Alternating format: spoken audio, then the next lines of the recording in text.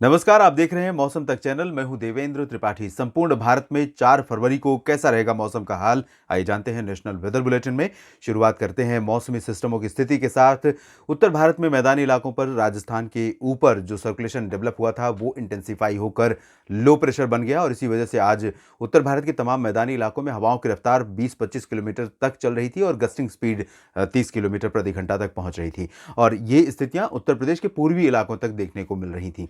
हवाओं की ये जो स्थिति है वो बंगाल की खाड़ी और अरब सागर की तरफ से आने वाले मॉइस्चर के साथ देखने को मिल रही है और इसी वजह से उत्तरी राजस्थान, हरियाणा, पंजाब, दिल्ली, वेस्ट उत्तर प्रदेश और उत्तर भारत के पहाड़ी इलाकों पर बादल बने हुए हैं और कुछ इलाकों में ठीक ठाक बारिश हुई है। पंजाब में कई जगहों पर व्यापक वर्षा हुई है, हरियाणा में बारिश हुई है, दिल्ली में सुबह से कई बार स्पेल आया है लेकिन बहुत थोड़ी थोड़ी बारिश रिकॉर्ड की गई है। उत्तर भारत के पर्वतीय क्षेत्रों में व्यापक वर्षा और हिमपात की घटनाएं, गतिविधियां यहां पर देखने को मिली हैं। अब ये सिस्टम पूर्वी दिशा की तरफ आगे बढ़ रहे हैं और यहाँ पर आप देख सकते हैं बादलों का प्रभाव भी धीरे धीरे पूर्वी और पूर्वोत्तर भारत की तरफ बढ़ता हुआ नजर आ रहा है। दक्षिण भारत के क्षेत्रों पर कोई ज़्यादा सक्रिय वेदर कंडीशन फिलहाल ना तो आज है और ना ही हमें अगले 24 घंटों तक संभावित है किसी तरह की बहुत विशेष मौसमी हलचल। तो आइए जानते हैं कि कहाँ पर अगले 24 घंटों में बारिश होने की संभावना है और कहाँ पर ठंडी हवाओं का असर अब दिखाई देने लगेगा। उत्तर भारत के तमाम मैदानी इलाकों में जारी बारिश की गतिविधियां पहाड़ी इलाकों में भी और मैदानी इलाकों में भी ये अगले 24 घंटों के दौरान काफ़ी कम हो जाएंगी। अनुमान यह है कि अगले 24 घंटों में उत्तर भारत में, हिमाचल प्रदेश में कहीं कहीं पर हल्की से मध्यम बारिश होगी और उत्तराखंड में ज़्यादा इंटेंसिटी रहेगी क्योंकि ये सिस्टम पूर्वी दिशा में आगे बढ़ रहे हैं। तो जम्मू कश्मीर में आप सुबह के बाद देखेंगे आज रात तक जारी रहेगी गतिविधियाँ, उसके बाद धीरे धीरे यहाँ पर बारिश में कमी आ जाएगी और धीरे धीरे जब सिस्टम आगे बढ़ेंगे तो उत्तराखंड में इंटेंसिटी और ज़्यादा तेज़ हो सकती है। हिमाचल प्रदेश में कुछ स्थानों पर लाइट मॉडरेट और लाइट रेन होगी। जम्मू कश्मीर में, गिलगित बाल्तिस्तान, मुजफ्फराबाद, लद्दाख में भी लाइट रेन की ही संभावना है। मैदानी इलाकों में पंजाब, हरियाणा में और वेस्ट उत्तर प्रदेश में आज रात तक मौसमी हलचल लगातार बनी रह सकती है। राष्ट्रीय राजधानी दिल्ली पर भी आज शाम और रात के समय कुछ स्थानों पर वर्षा हो सकती है। लेकिन 4 फरवरी की अगर हम बात करें तो पंजाब के उत्तर पूर्वी इलाकों में और उत्तरी हरियाणा में बारिश ज़रूर होगी। बाकी रेस्ट ऑफ द पंजाब और rest of the Haryana will become dry और यहाँ पर उत्तर पश्चिमी दिशा की शुष्क और ठंडी हवाएं फिर से चलनी शुरू हो जाएंगी।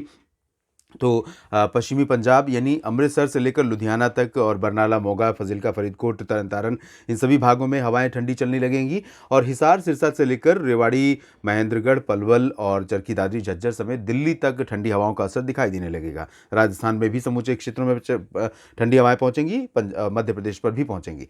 उत्तर प्रदेश के पश्चिमी भागों में जो तराई वाले जिले हैं, इन भागों में ज़रूर अगले 24 घंटों के दौरान भी वर्षा की संभावना बनी हुई है और यहाँ पर अनुमान है कि मॉइस्चर जिस तरह से पहुंच रहा है, जिस तरह के बादल रहेंगे, मौसमी सिस्टमों की जो वर्तमान स्थितियां हैं उसके आधार पर मैं ये कह सकता हूं कि सहारनपुर, मेरठ, मुरादाबाद से लेकर नजीबाबाद और शाहजहांपुर, बरेली, सीतापुर, बहराइच, इन सभी क्षेत्रों में कई जगहों पर वर्षा जारी रहेगी। पूर्वी उत्तर प्रदेश में जब हम चलेंगे तो यहाँ पर लखनऊ से लेकर उत्तरी इलाकों में ये जो गोंडा, बस्ती और देवरिया का रीजन है, अयोध्या, बाराबंकी, इन सभी भागों में कई जगहों पर हल्की से मध्यम, कुछ स्थानों पर तेज बौछारें गिर सकती हैं और बारिश के साथ यहाँ पर भी हवाएं चलने की संभावना है। पूर्वी उत्तर प्रदेश के दक्षिणी भागों में वाराणसी, प्रयागराज और कानपुर का जो ये रीजन है इसमें मेनली ड्राई वेदर प्रोजेक्शन है कल के लिए और अनुमान यह है कि बादल यहाँ पर भी रहेंगे, हवाएं भी रहेंगी तेज़, तो कुछ इलाकों में बारिश से हम रूल आउट भी नहीं कर सकते।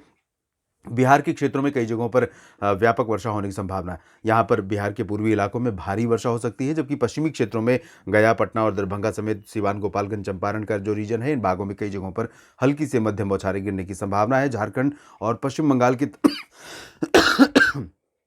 माफ़ कीजिएगा, झारखंड के तमाम इलाकों में और साथ ही साथ गंगेय पश्चिम बंगाल के कई क्षेत्रों में मध्यम से तेज़ बारिश होने की संभावना यहाँ पर 4 फरवरी को नजर आ रही है। उप हिमालयी पश्चिम बंगाल तथा सिक्किम में भी कई स्थानों पर वर्षा होने के आसार हैं।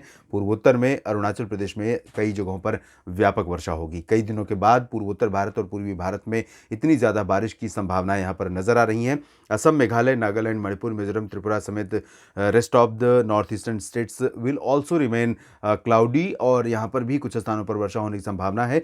सिक्किम, उप हिमालयी पश्चिम बंगाल और अरुणाचल के कुछ हिस्सों में बर्फबारी भी होने की संभावना यहाँ पर बन सकती है। अगर हम मध्य भारत की बात करें तो उत्तरी ओडिशा में कई जगहों पर हल्की से मध्यम बारिश हो सकती है। कटक और केंदुझार समेत जो उत्तरी ज़िले हैं इन भागों में कई जगहों पर होगी। उसके बाद बाकी ओडिशा मेनली ड्राई रहेगा। छत्तीसगढ़, मध्य प्रदेश के पूर्वी ज़िलों में और पश्चिमी ज़िलों में भी ड्राई वेदर रहेगा। हालांकि पश्चिमी ज़िलों में हवाएं ठंडी ठंडी चलनी शुरू हो जाएंगी उत्तरी दिशा से। ग्वालियर और श्योपुर, रतलाम, गुना, शिवपुरी इन सभी भागों में धीरे धीरे दक्षिणी भागों में भी पहुंचेंगी, इंदौर, उज्जैन और भोपाल, बैतूल तक। लेकिन पूर्वी इलाकों में फिलहाल आर्द्र हवाओं का प्रभाव रहेगा अभी। इसकी वजह से यहाँ पर थोड़ा सा सर्दी कम रहेगी, जबकि पश्चिमी भागों में सर्दी बढ़ सकती है। अगर हम बात गुजरात की करें तो यहाँ पर पूर्वी रीजन से लेकर उत्तर में साबरकांठा, बनासकांठा, मेहसाना, पाटन और दक्षिण में सूरत, वलसाड़, नवसारी तक सभी जगहों पर ड्राई वेदर रहेगा। और इन भागों में आप देखें तो सौराष्ट्र और कच्छ का जो क्षेत्र है यहाँ पर बहुत ही न्यूट्रल वेदर कंडीशन है।